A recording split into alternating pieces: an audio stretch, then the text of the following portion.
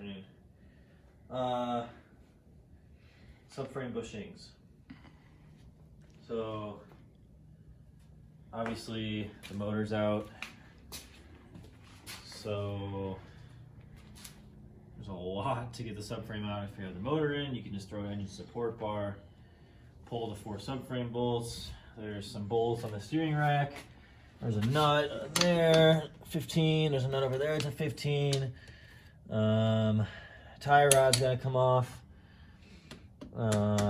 This bracket right here, there's 3 15s on it. And the steering rack can just come apart, whatever, from the subframe. It'll drop. If you don't know what I'm talking about, please don't try to do this. Okay. There's like multiple ways to do this I've read about. I guess you could set it on fire, it would probably work. But what I've read is that a drill, you can drill through the rubber of the subframe bushing. So these subframe bushings have a plastic sleeve on them. So I've got one out right here, you can see that. That's the Delrin bushing.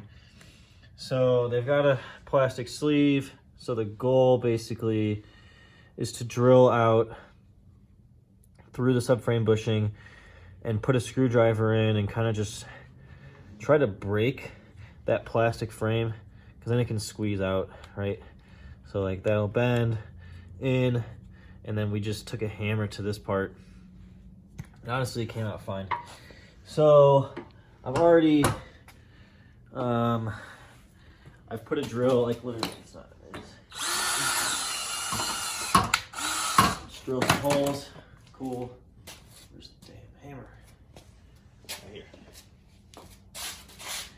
So the first one took us like 15 minutes maybe.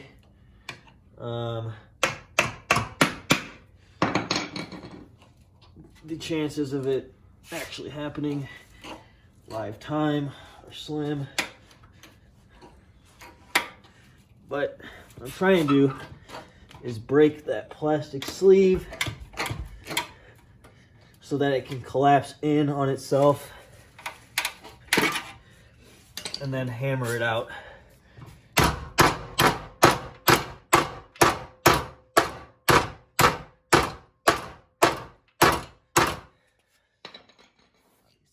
See, that's not working.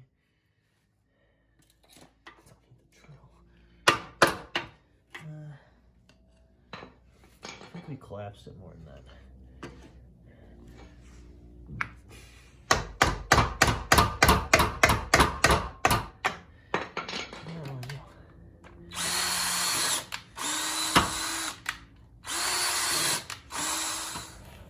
All right, so it was on the wrong side.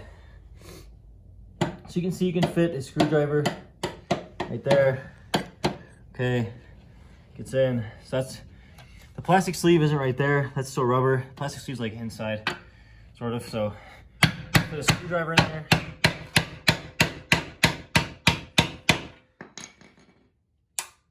See me like break it almost like that. You can also break a screwdriver.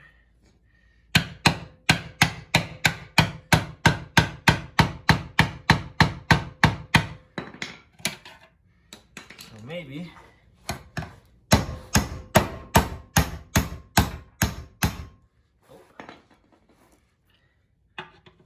bigger screwdriver. Woo.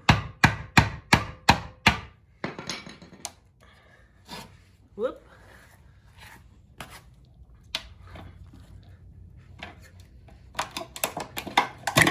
So let's destroy it.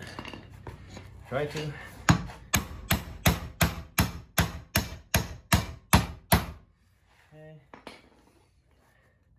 Try to do it at another point.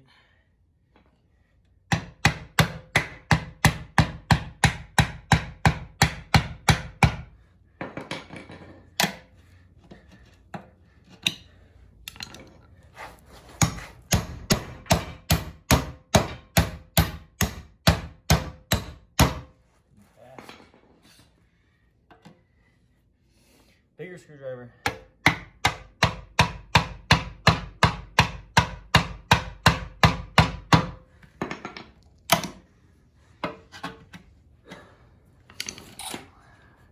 Bit of drilling.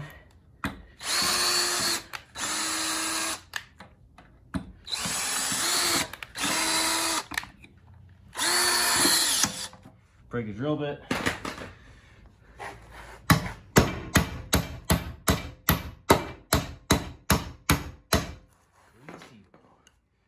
What are you thinking, Finch?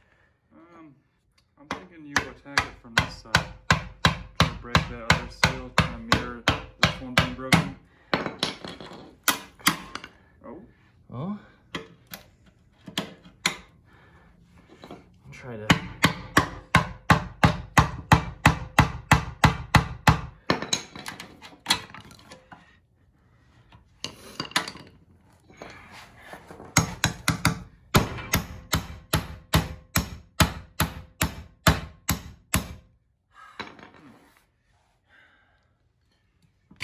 Shit. Yeah, I'm gonna say, yeah.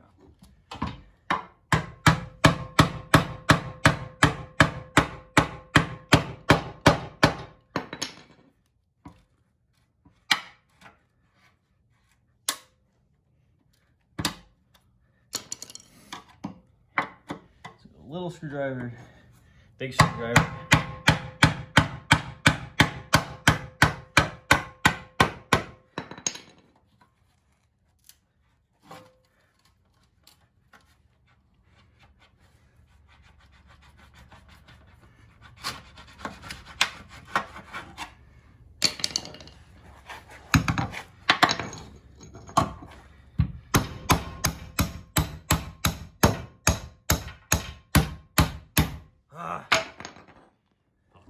So, you filming?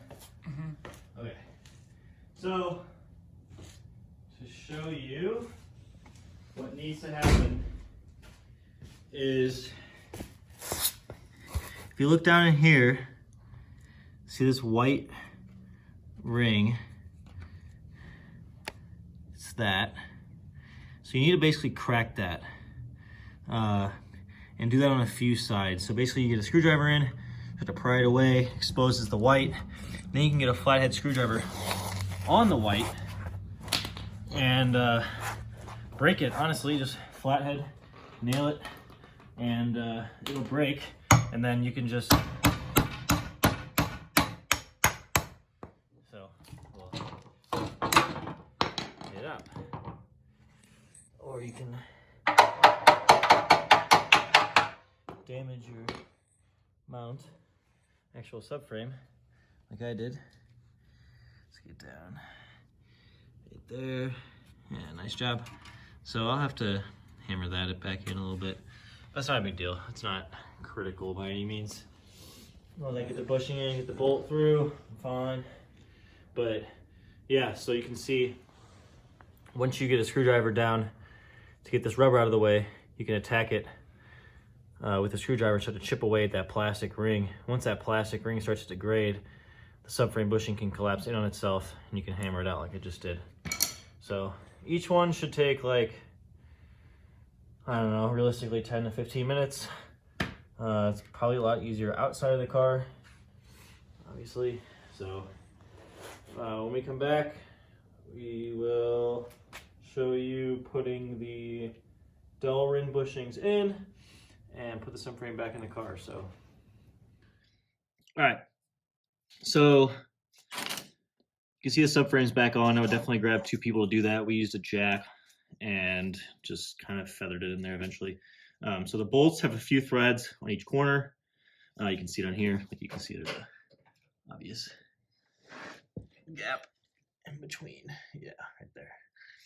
So it's just hanging on. So to get these bushings seated properly, you have to have a spacer in between the frame rail, whatever you want to call it, and the subframe itself. So when you thread this bolt in, it'll pull the bushing into the subframe to its final resting spot while allowing the bolt to go up and not pull the subframe with it. So put a wood spacer on the outside of the car. I'm going to show the outside of the car. I'll give you an idea.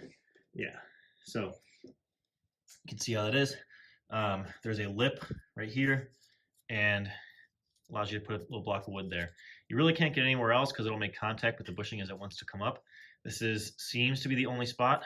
I did the driver's side already. It's in. and that's where we put it on that side, and it worked fine. So we'll see how this one goes. Let's get that mounted. Okay, get a few turns for you, and we'll speed it up.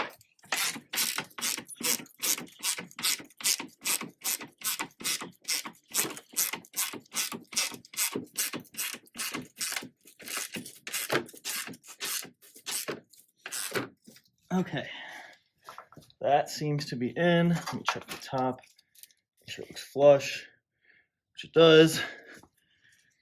Now you see you close the gap between the frame, block of wood still there.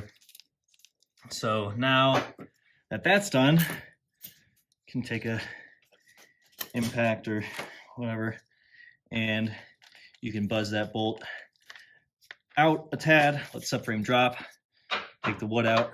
It's fine. 3 corners. There you go. Okay, so the rear, originally I thought it was gonna be way easier because it looks like there's a bunch of space right here. At least I couldn't do it with wood, it kept breaking. Then I tried to stand some wood up on the back side here, kept breaking. So I actually grabbed this pipe, which... There's the wood. There's the wood. What's left? This is 3/4 inch by 8 inch. So if you want to do the same way I did, there you go. Got this on Home Depot, it was like $2. So what we did, it might be bad, I don't know, it didn't look bad. I mean, there is, you can see a bit of an indentation right there. Probably the same on the other side, I can't tell. But I just put the pipe like that. It's probably not gonna stay. Hold on, I get this light down, I'll just hold it. Like that. And it was fine. You can see it's the bushings flush. Actually, is it flush on this far side or? Oh, that's just the goo. The goop. So, yeah, I mean, you can try it with wood. I probably tried 6 or 7 different pieces and angles. But this steel pipe seemed to work. I'm pretty sure it's steel. Yes, it's steel pipe. You could probably try aluminum, maybe a bit safer. Might not have that happen, but nonetheless, it's in. This is not going to hurt anything. So yeah, that was a lot more difficult. So this will be the same as this side, as the driver's side, I assume. This is the passenger. So I've got 3 in so far. I'm not going to film the last one. It's the same process. Remember, just stick the bar right there. Make sure it's clear. Put it on this lip right here. It'll make contact right there. So yeah, that should work. 3/4 inch by 8 inch is what I had. So yeah, and that is about it for the subframe install. If you're doing this, whether the motor be in or out, you should definitely get an alignment, and you'll be good to go. So there will be feedback once everything's back together, but you can see that there is not an engine in this car. So we are ways away. So, all right, thanks.